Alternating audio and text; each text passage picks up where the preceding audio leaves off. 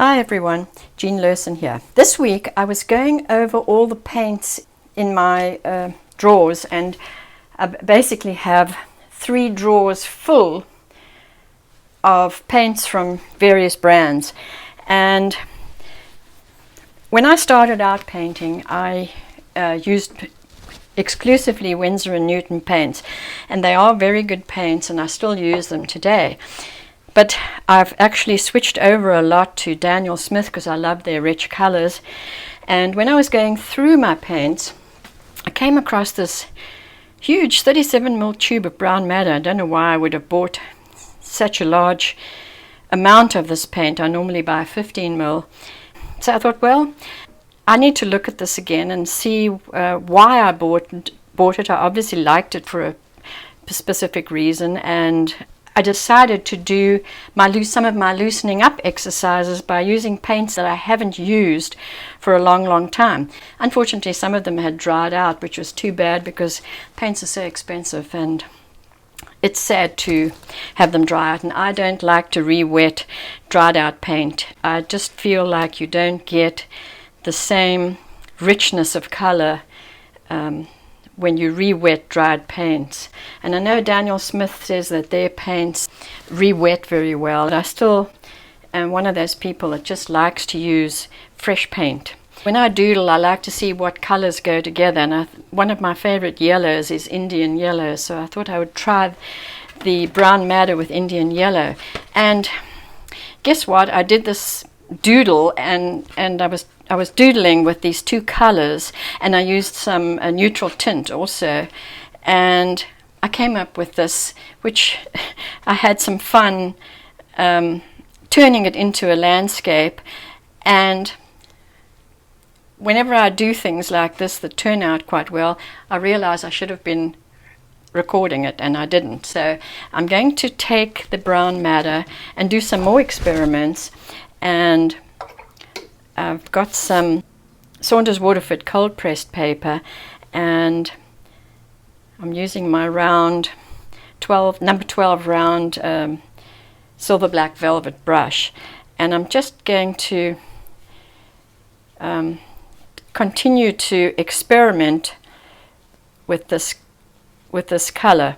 And see, I'm sort of thinking florals right now, because I'm working on some florals, and I'm going to use some perylene green this time instead of the Indian yellow.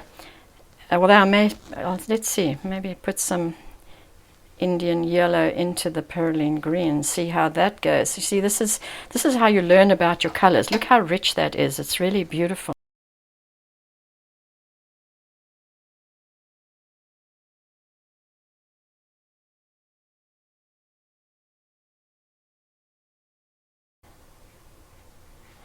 It is doodling, but I am trying to see what sort of things I can create with it. And you not only learn about your colors when you do this, but you're learning about how they behave with other colors. And I guess what I could do here is I could take some cling wrap and just create some interesting textures. This is all part of doodling and experimenting. I'm using some neutral tint now to create a flower center, and I'll take some of the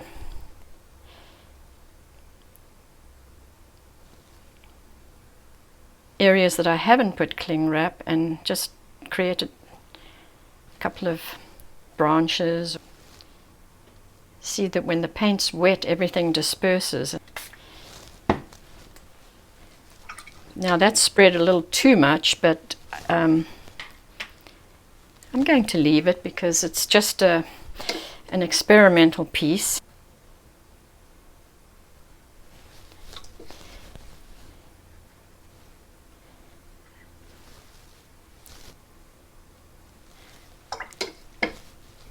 And just having some fun.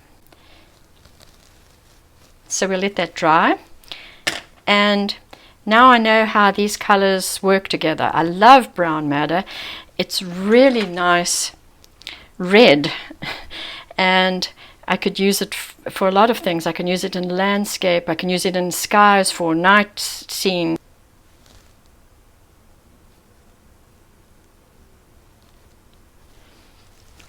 There we are.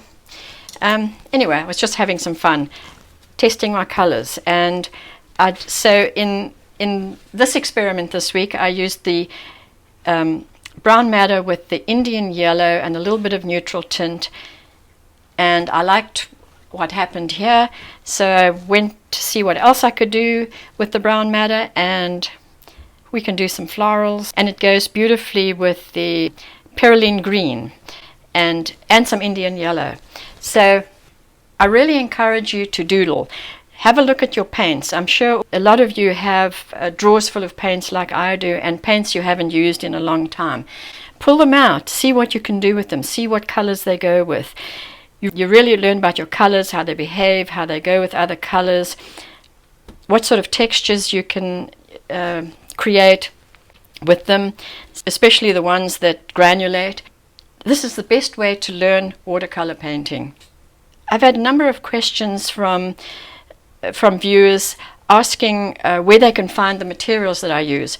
I always list links to the materials I used below my video. Look below the video, click on Show More, and you'll see a link to all the materials I use. So I hope you enjoyed this demonstration, and if you did, please give me a thumbs up and subscribe to my channel, and I'll see you next time.